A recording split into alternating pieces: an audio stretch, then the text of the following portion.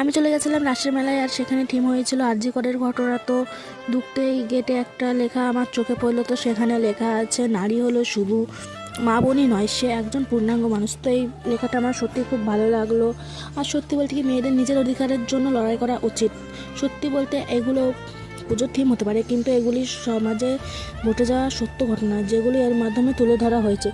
তো দেখে নাও, এখানে লেখা আছে যে আমরাও নারী সুরক্ষা, নার্স, পুলিশ, সাধারণ মহিলা সবাই একসাথে রেখেছে। আসলে সব নারী এক, সবাইকে শ্রদ্ধা করা উচিত। তারপর দেখো, এখানে বাস স্টপ পড়েছে, এখানে একজন মহিলা বাসের জন্য অপেক্ষা করছে। তারপর দেখো, এখানে মহিলা বিদ্যালয় রয়েছে, যেখানে প্যারেন্টসরা নিজের বাচ্চাদেরকে নেওয়ার জন্য অপেক্ষা করছে।